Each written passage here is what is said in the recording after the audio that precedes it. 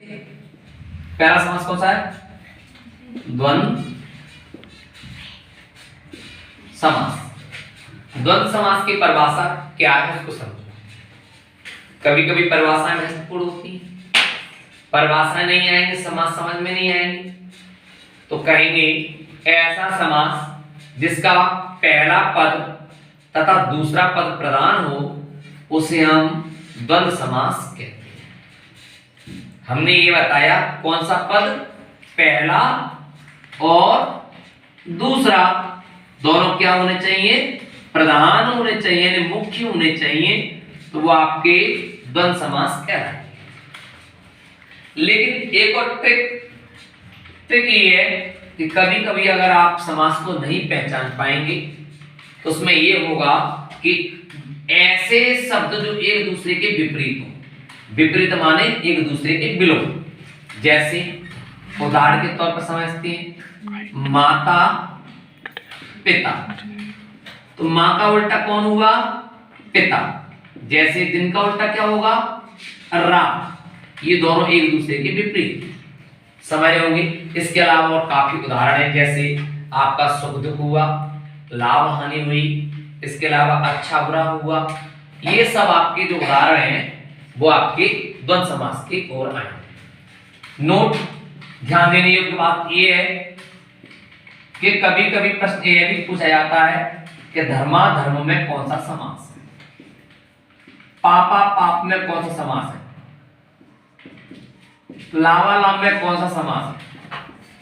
तो आपको डरना नहीं है, बिना सोच समझे क्या करना है, धर्माधर्म को ऐसे करना है, धर्म दिया गया है तो इसका विच्छेद करेंगे तो क्या होगा? इसका विग्रह करेंगे तो क्या होगा? धर्म प्लस अधर्म, अधर्म, यानी धर्म का उल्टा क्या हुआ? अधर्म। दोनों को अ और आ मिलाया तो यहाँ पे आ बन गया, इसलिए इसे धर्म कहा गया। जैसे पापा पाप, जैसे पुण्य धर्म का किया वैसे पापा पाप का है पाप प्लस अपाप, ऐसी लाभालाभ का हो जाएगा। द्वंद्व समास में किसी को डाउट नहीं है, कोई दिक्कत नहीं। अगर आपको डाउट आता है तो कमेंट सेक्शन में प्रश्न पूछ सकते हैं। अगले समास की बात करते हैं। जो अगला समास है वो आपका द्विगु समास है। कौन सा समास है? द्विगु। और बिहार में एक चीज सिखाई जाती है, बिहार में एक बोली बोली जाती है, एक द्वे ऐसे गिनती बोली जाती है। द्वे माने कितना होता है? दो। द्वे माने दो, और दो क्या भैया? संख्या है। जब भी आपको संख्या दिख जाए तो आपका द्विगु समास हो जाएगा। लेकिन परिभाषा क्या है? इससे नहीं पहचाने। ऐसा समास जिसका पहला पद यानी पूर्व पद संख्यावाची हो तथा दूसरा पद प्रधान हो उसे हम द्विगु समास कहेंगे। जैसे हमने आपके सामने कहा द्विगु का अर्थ होता है समूह। जैसे हमने कहा सप्तऋषि, सप्तऋषि।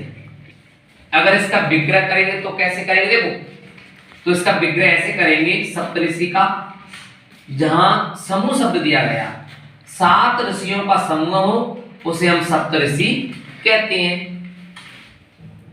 क्या कहते हैं? 7 ऋषियों का समूह हो उसे क्या कहेंगे? उपन कहेंगे सप्तऋषि। जैसे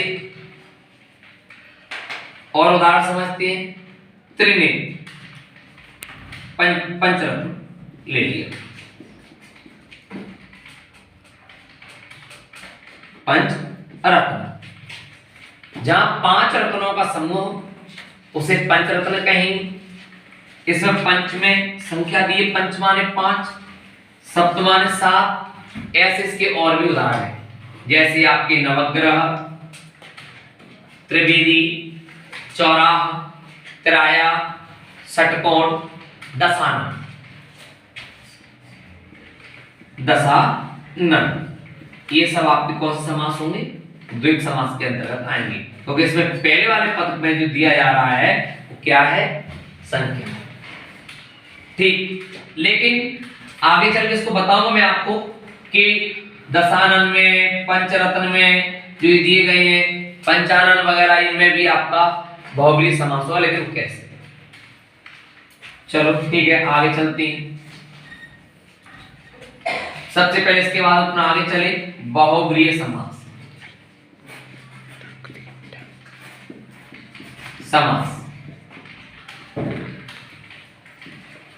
बहुब्रीहि समास में क्या होगा, बहुब्रीहि समास में कुछ ज्यादा नहीं है, सिंपल सी परिभाषा, ऐसा समास जिसके दोनों पद अप्रधान हो, कोई पद प्रधान नहीं हो, ना पहला हो ना दूसरा हो, बल्कि उसका अर्थ तीसरे के रूप में निकलता हो, वो क्या कहलाएगा, बहुब्रीहि समास कहलाएगा। जैसे हमने कहा दशानन, दशानन, अरे भैया सर दशानन कैसे हो सकता है, आप कहोगे नहीं होगा। क्यों होगा सर?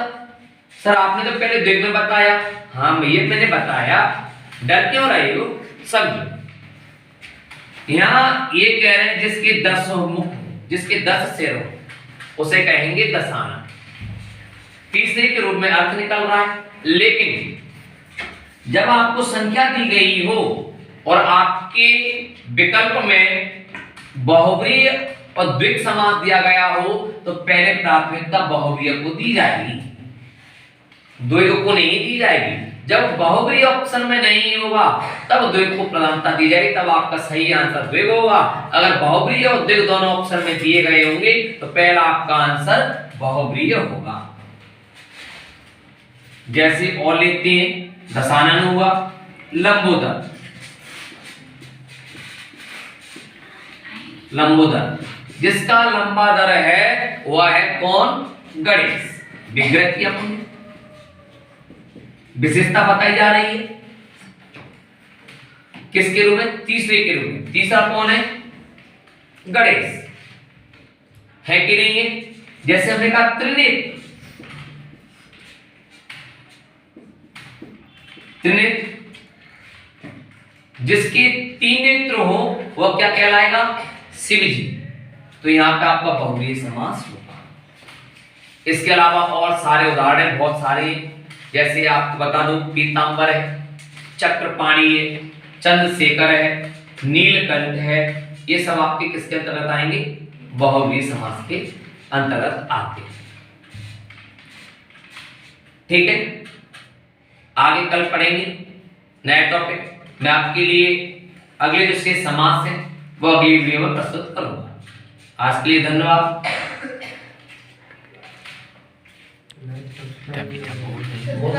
अभी कुछ नहीं,